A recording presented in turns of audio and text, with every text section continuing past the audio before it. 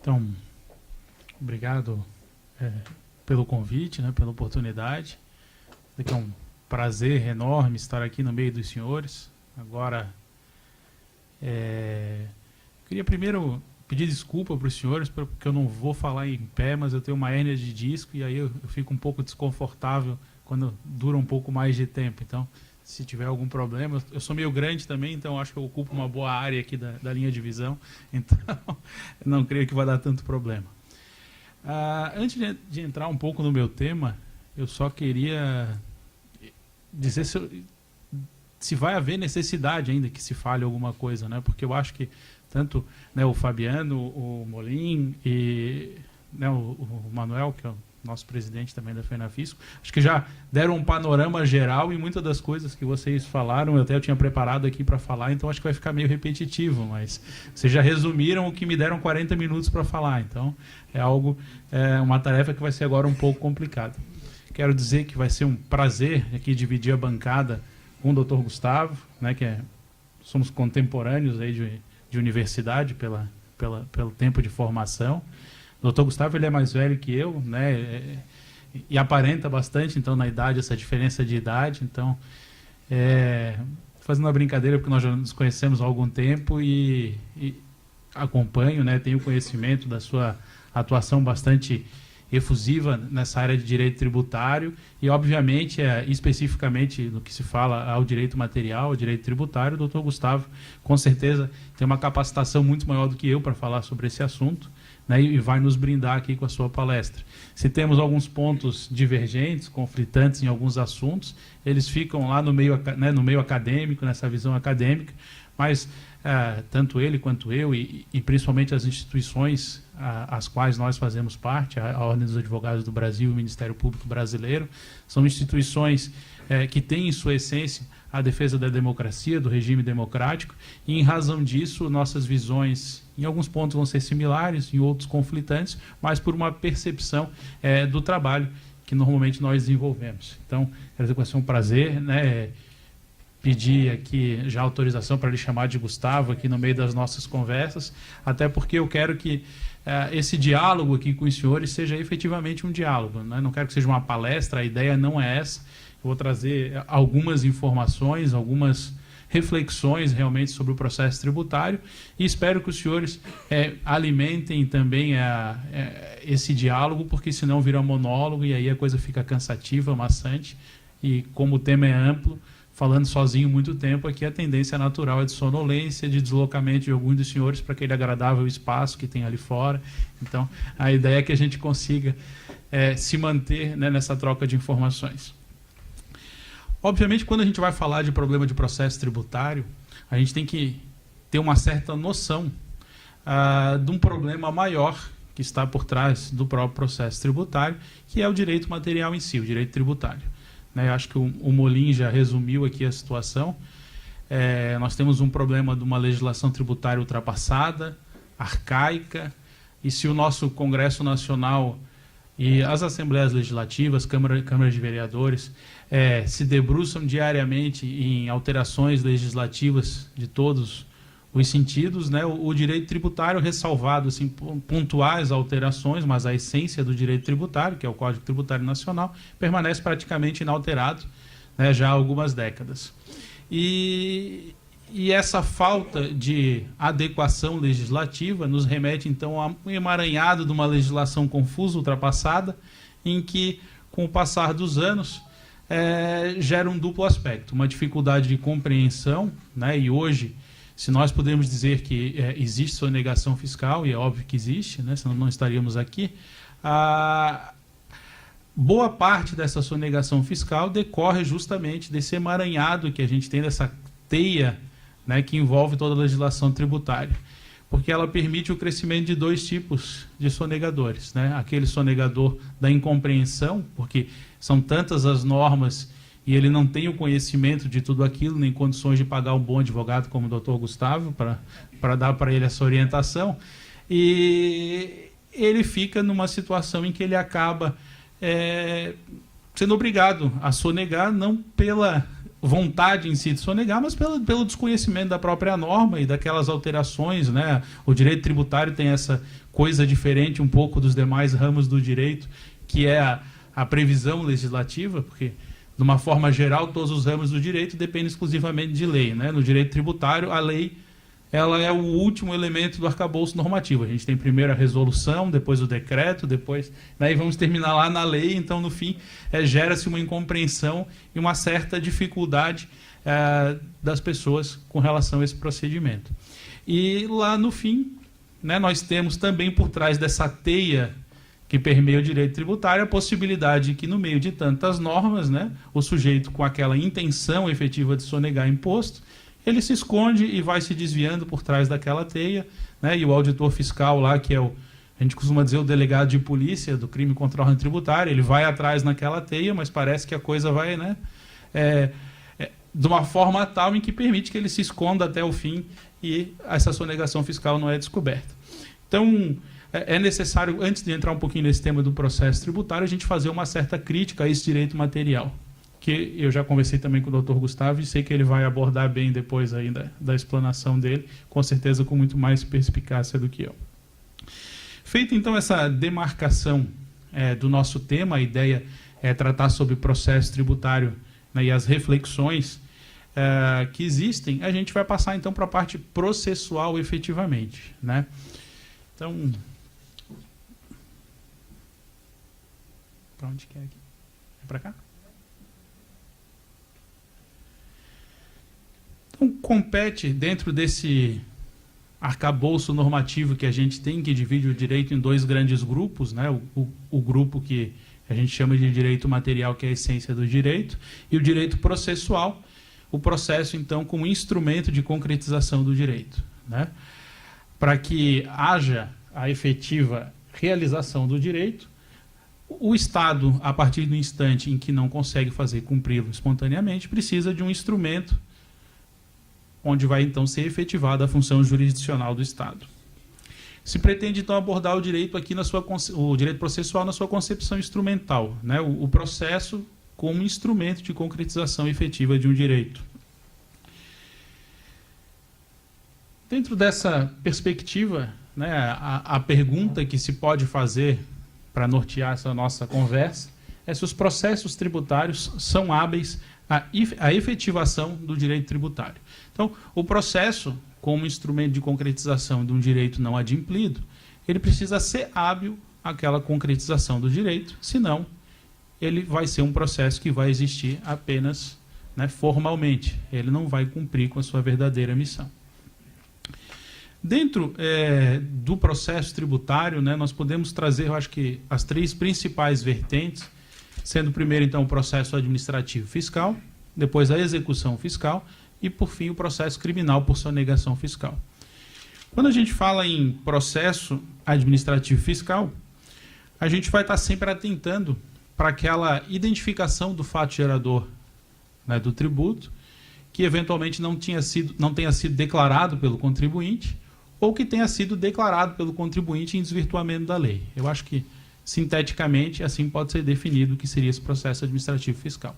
Obviamente que, no meio aqui de 40, 50 auditores fiscais, não sou eu que vou falar para os senhores das deficiências do processo administrativo fiscal.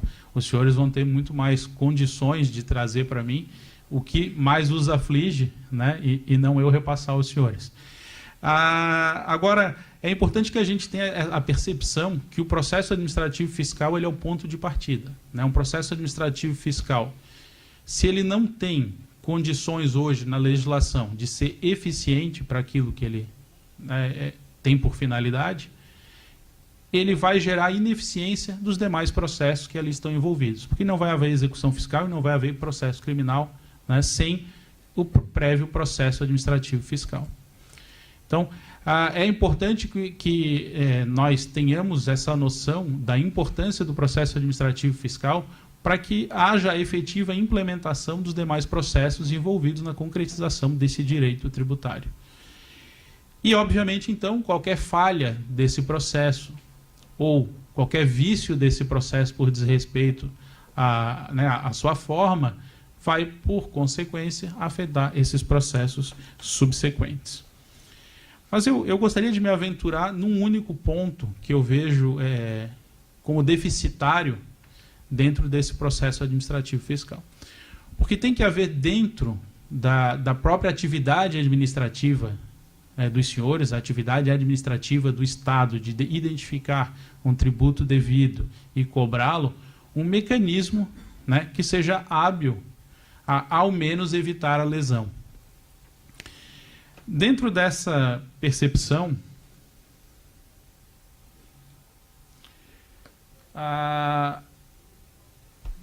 nós temos ali a suspensão ou cancelamento da inscrição estadual e a suspensão ou cancelamento, né, de emissão de notas fiscais como talvez um ponto bastante conflituoso na avaliação do que pode ser feito. Se nós analisarmos a legislação tributária, há algum tempo atrás era possível, né, que se fizesse essa suspensão da inscrição, não da inscrição, mas a suspensão da emissão das notas fiscais. Isso gerou muito conflito na jurisprudência e praticamente se pacificou hoje pela inviabilidade, apesar de que em alguns casos extraordinários tem sido admitida a suspensão. Se nós analisarmos que dentro desse sistema administrativo, que tem que proteger esse interesse maior de arrecadação do tributo, nós não temos hoje, então, um mecanismo viável, nós começamos a ver com uma certa dificuldade a própria impossibilidade que o Estado possui, né, de espontaneamente evitar que um crime seja cometido contra o seu patrimônio. É como nós praticamente impossibilitarmos dentro do sistema do direito privado, e eu gosto muito de fazer essa comparação, porque parece que nós temos hoje no Brasil uma percepção de que o direito privado, né, ele está sempre cercado de proteções, e o direito público, quando envolve o patrimônio público, a coisa é um pouco relativizada, né? Então, quando a gente fala em apropriação indébita, e talvez seja um ponto depois conflituoso que o Gustavo vai abordar, mas nós temos muita dificuldade em alguns estados da federação. Graças a Deus, Santa Catarina é um estado onde o Poder Judiciário tem uma visão um pouco mais ampla. O Tribunal de Justiça aqui ele é exemplo no combate à sonegação fiscal, mas nós temos estados da federação que têm jurisprudência consolidada da impossibilidade de processar alguém por crime de apropriação indébita tributária, né, do ICMS.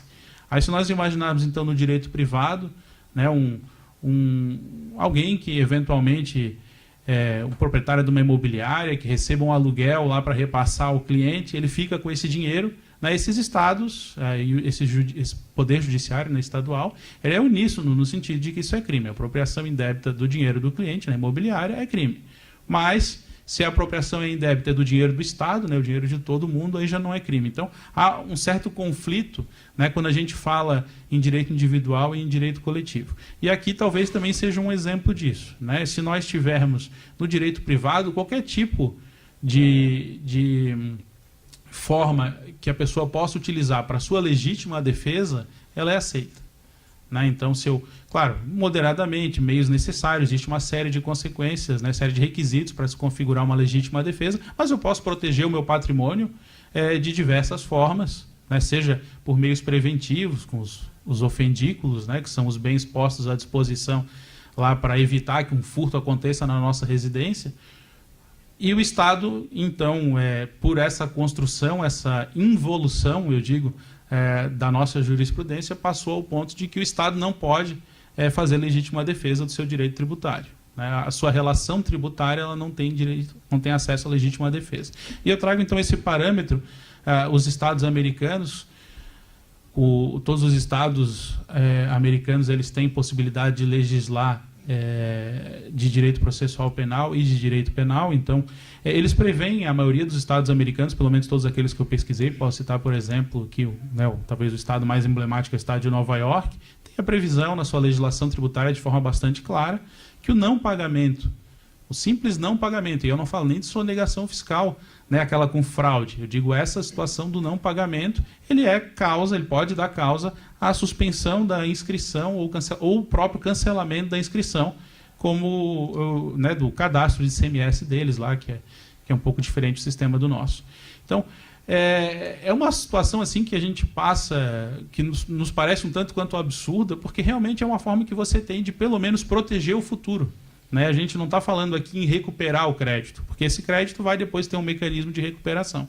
Mas o Estado hoje, administrativamente, ele não tem como proteger o futuro da sua arrecadação. Se uma determinada empresa começa... uma própria empresa noteira, eu não vi o Felipe, acho que o Felipe não está, né? Aqui. O Nader? Não?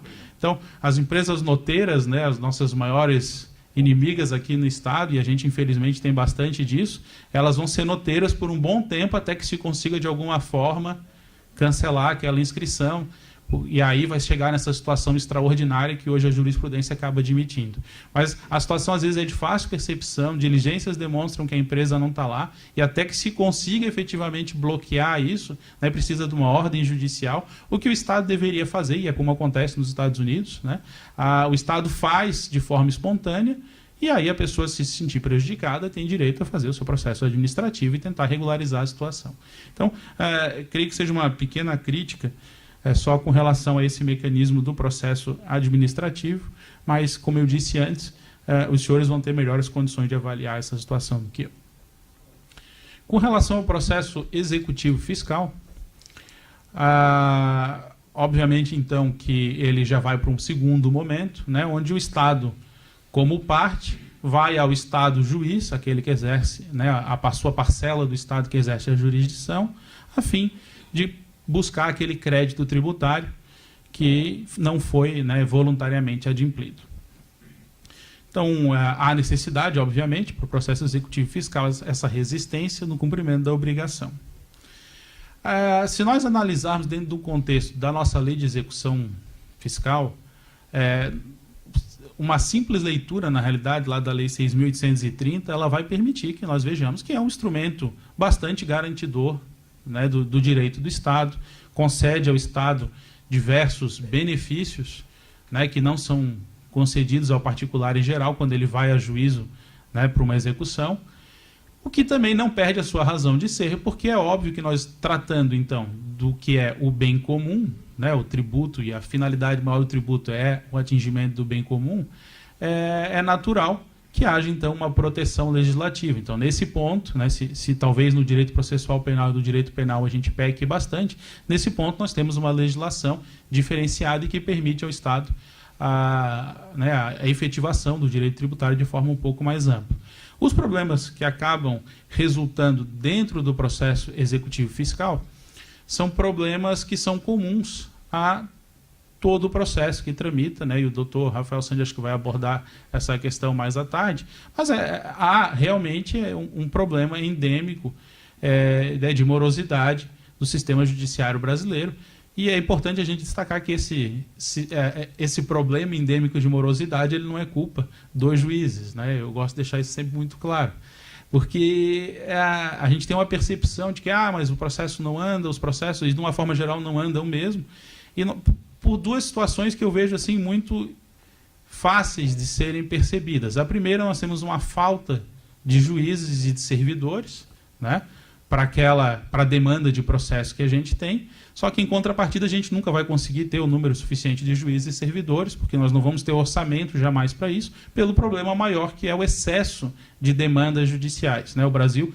é um dos países líderes no mundo de processos per capita, né? É impressionante o que gera processo no Brasil, e isso se dá assim por duas situações muito simples. Primeiro, porque o processo no Brasil ele é barato, né? Não existe nenhuma sanção para quem ingressa com um processo judicial, então as penas de litigância de má-fé previstas na lei são mínimas, né, e difíceis de serem implementadas. Então, entre você cumprir voluntariamente uma obrigação, ou você postergar por anos no judiciário, sem ter custo nenhum, ou ter um custo tão irrisório que compense esse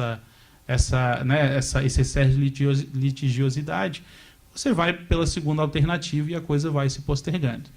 E nós temos também, no fim, volto a dizer, uma responsabilidade do próprio Estado, que é o excesso de demandas que envolvem o poder público, também por um problema em que há uma legislação que garante diversos direitos, esses direitos não são atendidos por falta de recursos, quer dizer, a gente fica num ciclo vicioso, né? O Estado não cumpre o direito, a pessoa tem que ingressar contra o Estado, esse processo demora para ser julgado, quando ele é julgado o Estado não cumpre, vai e recorre, e assim a coisa vai, né, é um ciclo realmente vicioso em que vai ficando uma bola de neve e até o final que vira uma avalanche, né, e a pessoa tem que esperar.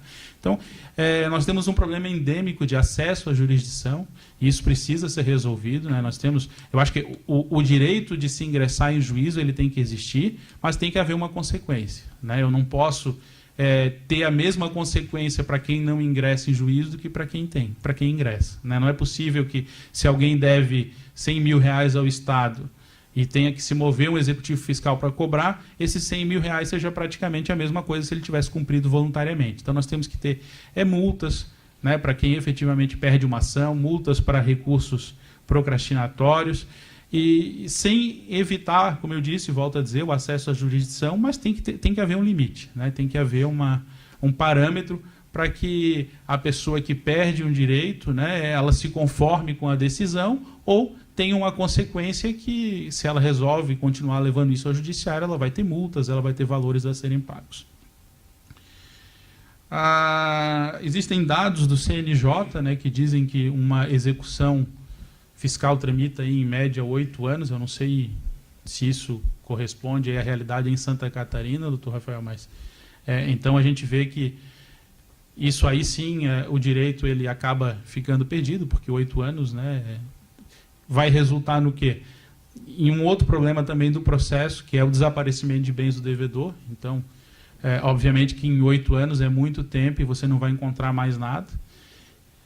Há uma dificuldade no direcionamento da execução e na desconsideração da personalidade jurídica como institutos, né? São institutos previstos dentro do processo executivo fiscal e que, por falta de estruturação adequada das procuradorias do Estado, da maioria dos estados do país, são institutos que precisam de uma produção probatória, que precisam de um levantamento documental. Isso é difícil de ser feito, porque não se tem estrutura, então isso acaba dificultando também a efetivação do processo executivo fiscal. E aí, como eu disse, então, por fim, né, culmina no desaparecimento aí de bens do devedor. E isso, obviamente, a gente vai terminar, então, com esses 3 problemas. O processo executivo fiscal também com uma ineficácia se ficar dentro, né, de um desses fatores.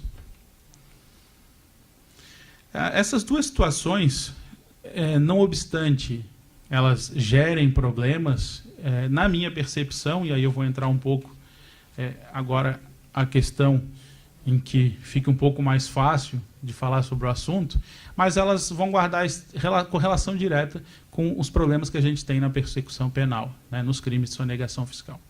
Porque se nós tivéssemos aí uma modificação, né, que eu vou trabalhar um pouco com os senhores, da forma como é feita hoje essa persecução penal, nós teríamos condições de, ao menos, diminuir um pouco, né, esses problemas dos demais segmentos aí dos processos relativos ao direito tributário. Dentro do direito penal clássico, né, nós costumamos dizer que há uma direta correlação entre crime e pena, né? O direito penal clássico ele é estudado através de fenômenos de ordem social e comportamental pelas ciências da criminologia, da sociologia, da psicologia, né? Se busca, então, averiguar o porquê do cometimento de determinado crime. E, obviamente, que há sempre uma correta correlação entre, então, o que seria esse crime e a sanção que lhe é imposta. Todos nós sabemos que roubar é crime, que matar é crime, né, e não cometemos esse tipo de infração, seja por questões de ordem moral, né, ou também, evidentemente, pelo temor de vir a ser sancionado, né, e a cumprir uma pena de reclusão, porque são crimes que dão pena realmente de prisão. Dentro dos delitos econômicos, nós temos uma situação um pouco diferenciada, né? É necessário que a gente se afaste um pouco dessa visão do direito penal clássico, né, desses estudos comportamentais, para analisar, dentro dos delitos econômicos, né, esse binômio de risco e potencial de ganho.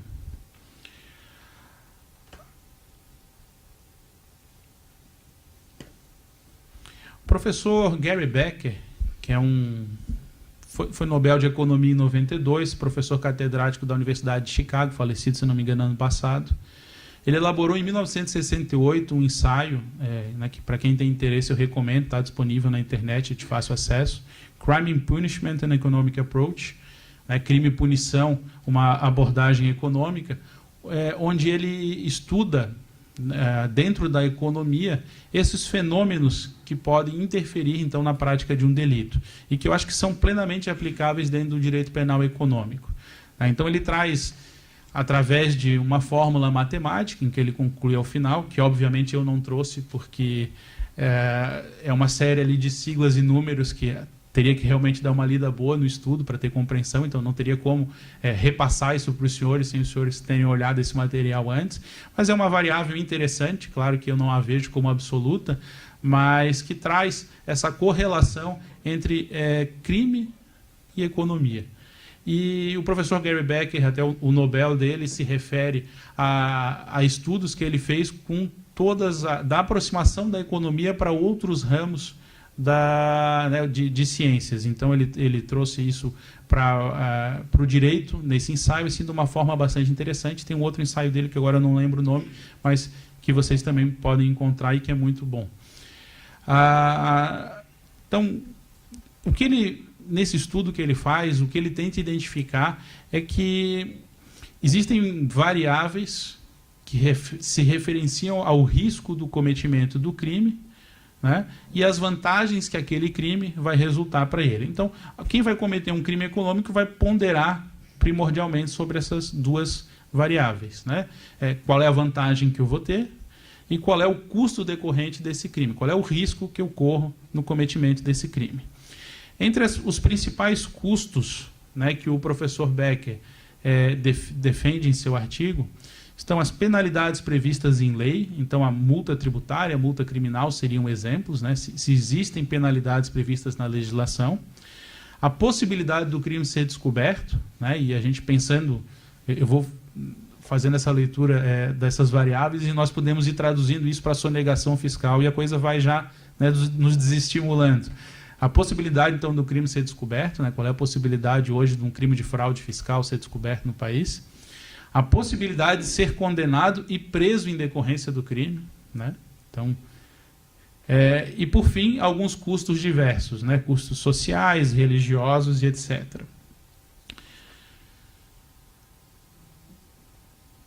O professor, então, ele define, na conclusão do seu estudo, em que há uma direta relação entre a possibilidade de ser pego e condenado e as punições decorrentes da prática delitiva. Esses seriam os dois fatores primordiais que vão influenciar a prática de uma infração penal e que, a meu ver, principalmente aplicáveis para dentro do direito penal econômico. No resultado final, então, da teoria do professor Becker, ele conclui que se a gente aumentar essa variável da chance de ser pego para 100%, a gente vai reduzir a criminalidade em 70%, né? Então não é absoluta, e depois eu vou mostrar para os senhores por que não é absoluta. E aumentando-se as punições e multas em 100%, a criminalidade vai ser reduzida em 40%. Volto a dizer, obviamente, como é uma ciência matemática, né, a economia e a fórmula que ele apresenta, então, é uma fórmula matemática, ela vai estar sujeita a diversas variáveis que a gente não está abordando e, por consequência disso, esses valores acabam sendo alterados. Já foi dito, então, com relação ao potencial da sonegação fiscal do Brasil, né, o sonegômetro, que é esse estudo, então, dos procuradores da Fazenda Nacional, aponta para 420 bilhões de reais. E, se eu não me engano, o Fabiano, né, Fabiano, comentou sobre esse estudo, então, da Tax Justice Network, que concluiu em 2011 um estudo sobre os efeitos da corrupção, quem seriam, e fez uma lista dos 10 maiores países, né, em perdas aí, decorrentes de sonegação fiscal. Acho que ficou meio pequeno esse quadro. Mas esse quadro, então, é o quadro final lá da Tax Justice Network, onde ela avalia, e eu dou uma valoração bastante significativa a esse estudo deles, porque ele é baseado em dados do Banco Mundial, então são dados bastante fidedignos, né? Aquele estudo do sonegômetro, assim, ele parte também de algumas situações, assim, não há um grau de cientificidade muito grande lá no sonegômetro, mas esse talvez seja um estudo bastante interessante, que nos coloca em segundo lugar nessa tabela, né? E, em segundo lugar, a gente fica atrás dos Estados Unidos, se os senhores analisarem, mas dentro dessa tabela, o que nos é mais interessante, os Estados Unidos ficam em primeiro porque os Estados Unidos têm o maior PIB. Então, tendo o maior PIB, o impacto em termos de valores acaba sendo maior. Mas o que é mais importante nesse estudo seria ali aquela coluna que a gente pode ver ali, a Size of Shadow Economy, que seria então a economia sombria, que é um conceito trazido para identificar o que seria os valores efetivamente não declarados, né? Seria a sonegação fiscal pura. Então aqui, por esse estudo baseado lá nos relatórios do Banco Mundial, o tamanho da sonegação fiscal no Brasil, né, o tamanho da economia não declarada no Brasil, não é a sonegação fiscal propriamente, mas a economia então não declarada, seria de 39% do nosso produto interno bruto. A gente fica atrás da Rússia, né? Então, assim, uma referência um tanto quanto complexa, né? Porque a Rússia é uma situação bastante complicada. E na sequência, se os senhores analisarem, a gente já começa a entender o porquê que a nossa taxa é tão alta, né? Vamos pegar, se não me engano, o terceiro colocado é a Itália e o quarto é a Espanha, no tamanho da economia. Então a gente vai ver que há um certo problema nessa nossa cultura latina de sonegação fiscal e de uma confusão entre público e privado, né? Também são países com histórico bastante evidente de corrupção, que também partem desse mesmo pressuposto. Se nós pegarmos, então, esses dados aqui que nos referenciam como segundo país, né, e jogarmos para o nosso PIB de 2014, eu não peguei o 2015 porque não foi fechado ainda o dado oficial. 10 minutos? Falta. Nossa Senhora. Nós temos então o PIB do Brasil em 5,52 trilhões de reais. O tamanho da nossa shadow economy seria então 39,9%, nos leva a 2,15 trilhões de reais de tributos de economia, né, que circula não declarada. E com a nossa carga tributária média de 34,4%, nós vamos ter então um valor de tributo sonegado de 739,6 bilhão de reais. Impacto em Santa Catarina, né? Se nós pegarmos a nossa arrecadação tributária de 2014 de 20,3 bilhão de reais, nós teríamos então, com a mesma proporção ali da shadow economy e da carga tributária, em torno de 8,1 bilhão de reais sonegados em Santa Catarina. Aí nós vamos nos perguntar como mudar esse quadro. Eu vou ter que dar uma corrida aqui, mas na minha apresentação teste o tempo tinha ficado um pouco mais. Se nós analisarmos o histórico, a evolução da legislação processual penal brasileira, nós vamos ver qual era o tratamento dado ao principal fator que influencia diretamente no que eu disse ali antes, que é esse problema que a gente tem do risco no cometimento da infração penal. Então, a Lei 4.729, né, ela é a lei de 1965, que ainda está em vigor, ela tem lá alguns crimes contra a ordem tributária, crimes econômicos, apesar de não ser mais aplicada, porque a grande maioria ela não foi revogada, mas foi tacitamente aí revogada, porque a maioria dos crimes hoje está previsto na 837. Mas lá no artigo 2º dessa lei, ela trazia uma situação para a extinção da punibilidade desses crimes de sonegação fiscal, que era o pagamento do tributo antes da ação fiscal. Então, era correlacionado diretamente com a denúncia espontânea que a gente tem lá no Código Tributário Nacional como forma, né, de exclusão de multa, que é o pagamento antes do início da ação fiscal. Aí nós vamos ter, então, uma evolução legislativa que perdurou até o advento da... Ali, a lei de 66 e de 68 são relativas a leis temporárias, então elas não influenciam tanto nesse sistema, mas a Lei 8.137, lá na sua redação original, ela previu o artigo 14, que possibilitava a extinção da punibilidade com o pagamento do tributo até o efetivo recebimento da denúncia. Então, ela piorou um pouco essa situação, né? Ela concedeu um direito a mais aí aos sonegadores. Posteriormente, essa lei veio a ser revogada no ano seguinte, em 1991.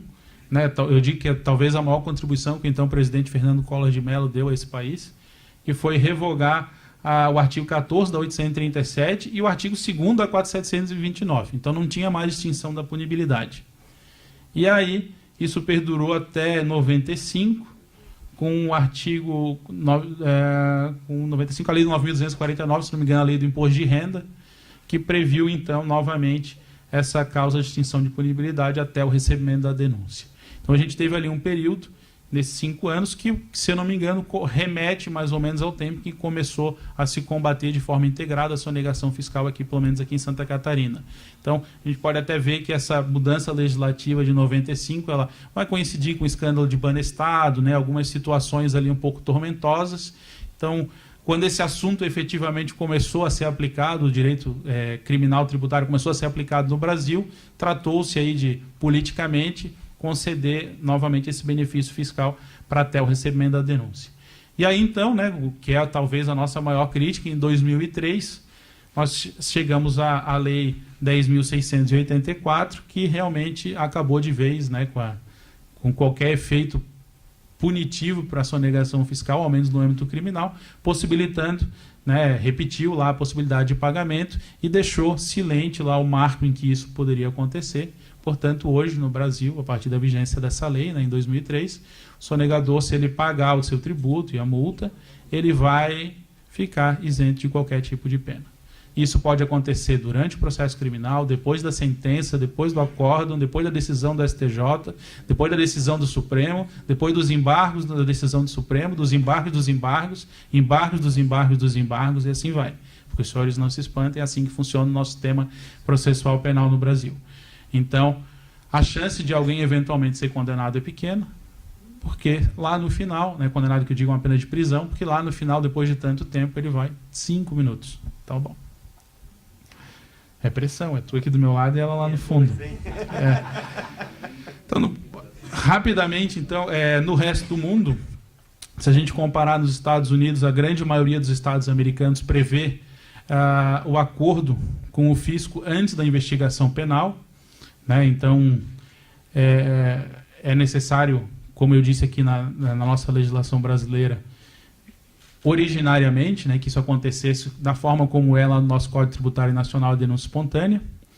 Aqui eu faço uma observação, nesse estudo que eu fiz com relação aos estados americanos, eu acho interessante a previsão, também na legislação penal de praticamente todos os estados americanos que eu analisei, na verdade, de todos os estados que eu analisei, não consegui ver todos, mas eu vi cerca de 10 estados americanos, os 10 tinham essa previsão dos crimes de failure to remit tax sales ou theft of state funds, né? Os dois crimes se referem à apropriação indébita tributária. Tá? Então, a apropriação dos valores referentes aí a sales tax, lá, né, que é o nosso ICMS, ela dá pena de até 5 anos. Na Europa, nós também temos, na grande maioria dos países, a exclusão do crime apenas na denúncia espontânea e integral, né, do tributo. Na Alemanha, especificamente, que é integral, é interessante, né? Nós temos o presidente do Bayern de Munique, que hoje está preso, está 23 meses, se eu não me engano, preso, pegou uma pena de 3 anos e pouco. E ele fez a denúncia espontânea, ele então pegou esse benefício, né, e ele não seria processado. Foi descoberto, então, que ele não tinha denunciado tudo, né, se não me engano, ele pagou uns 17 milhões e seria 25, e por conta desses 8 milhões que ele não fez a denúncia espontânea, ele perdeu o direito ao benefício, né? Diferente também da nossa legislação aqui, ele perdeu o direito, mas aquela confissão vale, né? Aqui já, se fosse aplicado aqui no Brasil, aquela confissão já não valeria, já seria prova ilícita, seria toda uma construção. Então, ali valeu aquela confissão, ele foi condenado, pegou 3 anos e são 23 meses preso, né? Até agora, parece que vai ser solto agora final de fevereiro, se eu não me engano. Problemática, então, no Brasil, né? Esses são os dados com relação às ações penais que nós movemos em 2011. Isso, faltam estatísticas oficiais em termos de Brasil, então eu usei as catarinenses que nós temos. Nós tivemos 1.020 ações penais em 2011, 1.485 em 2014, então acréscimo de 40%, e isso não modifica muito, porque não há receio de pena, e a tendência é que a cada ano esse número aumente, a gente processe mais até que, né, esgote as nossas forças em termos de pessoal, né? Então a gente vai encontrar um limite, mas a sonegação vai continuar. E aí, então, eu volto para dentro daquela teoria econômica do professor Becker para verificar qual é o risco e o prêmio então, essa situação. Nós já eliminamos a variável prisão, né? Nós não temos prisão, e aí a gente pode pensar, mas nós temos, então, pelo menos uma sanção econômica, a multa, os juros, né? Então, bom, juros não é sanção, né? Juros é obrigação por inadimplemento. Então, temos a multa. Aí nós começamos a verificar aqui em Santa Catarina, então, uma migração dos casos de fraude fiscal, né? Pelo menos nos nossos processos que correspondiam aí a 60%, não, 40%, na realidade era fraude fiscal, 60% não recolhimento de tributo declarado. Nós começamos a ver uma migração dessas condutas, onde nós chegamos a 90% hoje dos processos que nós movemos, são processos referentes né, à apropriação indébita tributária. E aí eu pergunto para os senhores quais são as consequências punitivas, então, né, dentro dessa fórmula de risco desse crime de apropriação indébita tributária. Será que eu consigo mais uns 10 minutos? Eu tiro os 5 do Gustavo. Não faça isso. Não quero entrar no tema do Gustavo, não. Então, pode seguir. Então, ali, né, se nós analisarmos essa fórmula risco-prêmio, e eu gosto de trazer essas variáveis econômicas, porque, eu volto a dizer, dentro desse estudo do professor Becker, elas são importantes para a prática do crime. A gente tem uma multa fiscal, então, de 20% para apropriação indébita tributária, né? Nós tínhamos 50%, caiu para 20%, porque a gente parou de fazer contencioso não, lançamento desse tributo, né? Ele vai direto para a dívida ativa. Então, a multa fiscal é de 20%. Temos o parcelamento em 60 meses pela Selic, né? E isso está lá previsto de forma... Não precisa nem passar pela gerência, né? Vai lá só e já faz no sistema esse parcelamento. Então, 14,35% ao ano, a Selic hoje. Isso nos dá, então, somando esses juros e essa multa, dividido pelos 60 meses, juros de 1,51% ao mês. Né, para quem não recolhe o tributo.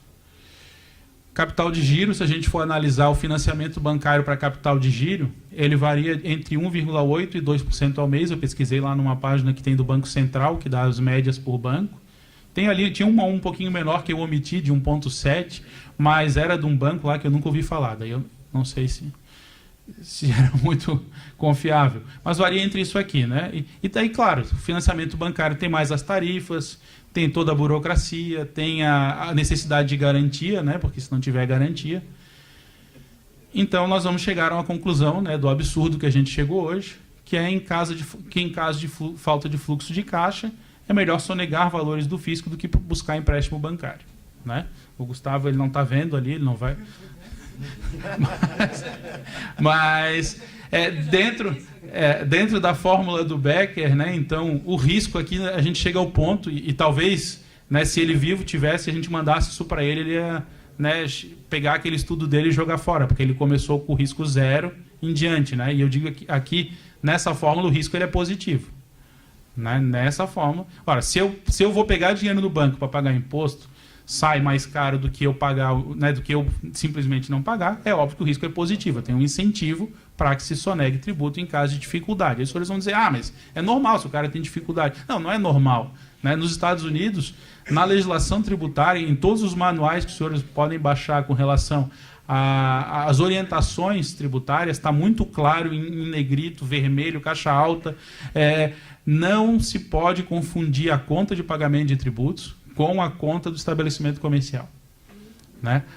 Uma conta ela tem que ser lá separada e no final do mês cumpra. Né? Por quê? Porque esse dinheiro não é seu. Esse dinheiro é do Estado. Você está recebendo para repassar ao Estado. É a apropriação indébita. Então, isso está lá muito claro e aqui a gente tem essa dificuldade de compreensão. Aí vão nos sobrar as últimas variáveis lá da fórmula do professor Becker, né, que são riscos morais, repulsa social, risco penal já falei. Existe algum risco moral, né, aqui no Brasil com relação a não pagar imposto, a sonegar tributo?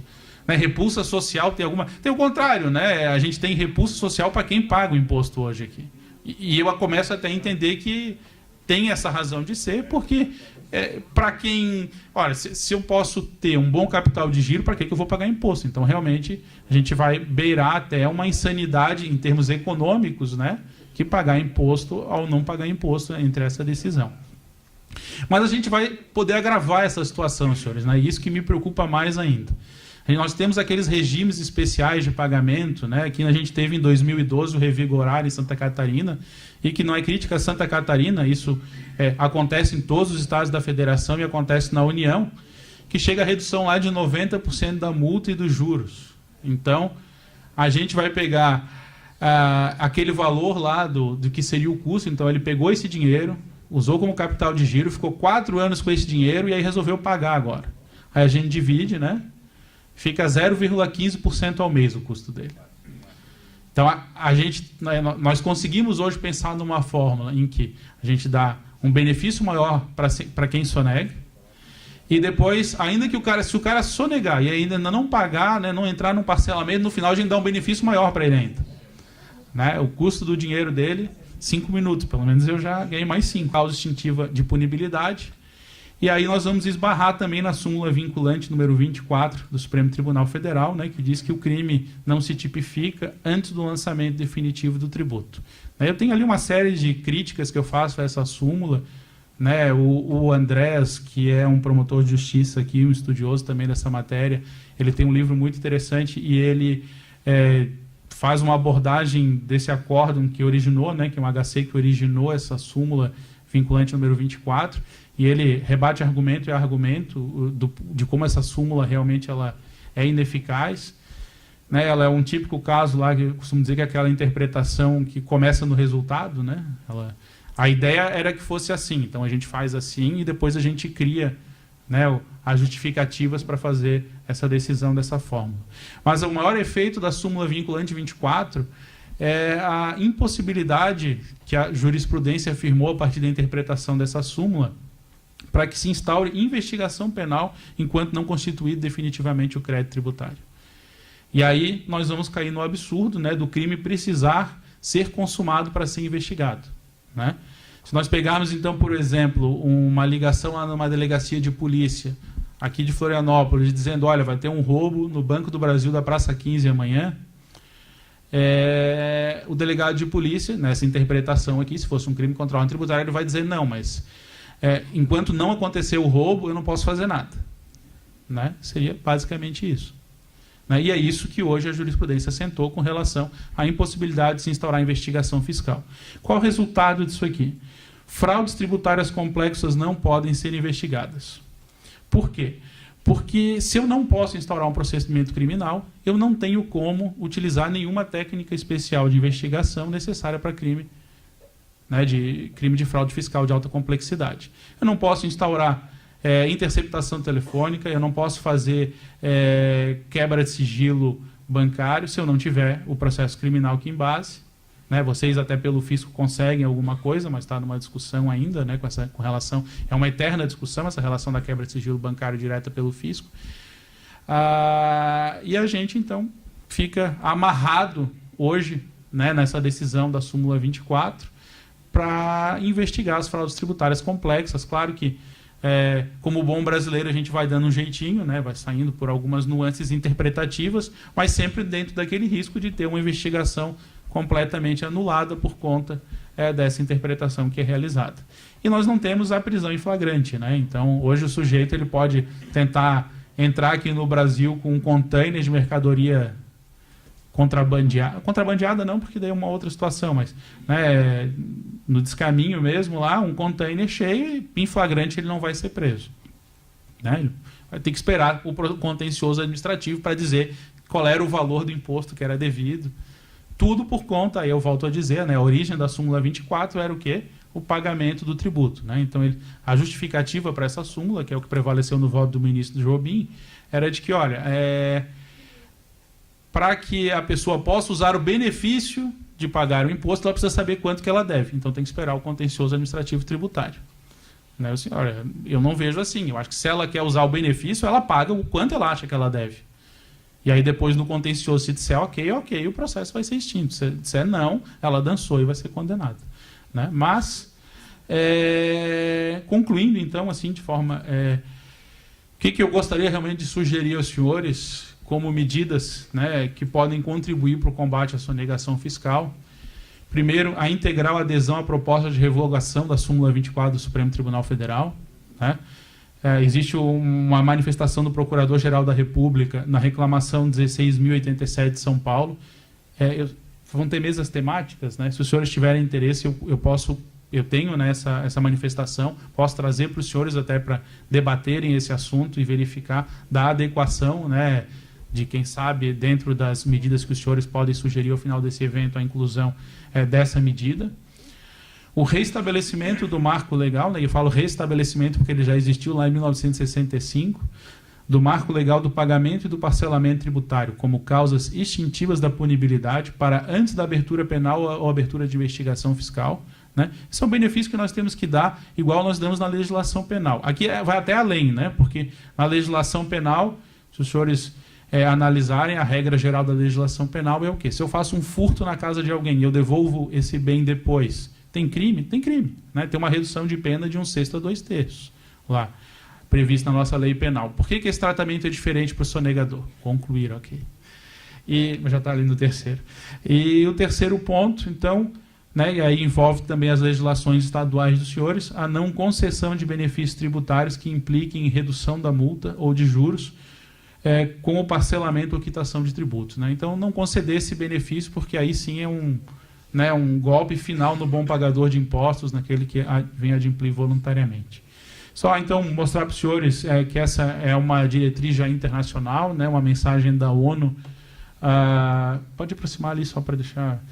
Então, a última reunião dos comitês da ONU aí foi em 11 de novembro de 2015, né, e declarou textualmente que o combate à evasão fiscal é crítico para, né, os países de desenvolvimento, que é, obviamente, a situação do Brasil. Senhores, peço escusas, sinceras escusas, principalmente ao meu amigo aqui, o Gustavo, por ter me excedido no tempo. Estou depois à disposição para, né, trocar alguma ideia e finalizo rapidamente, então, para que o Gustavo possa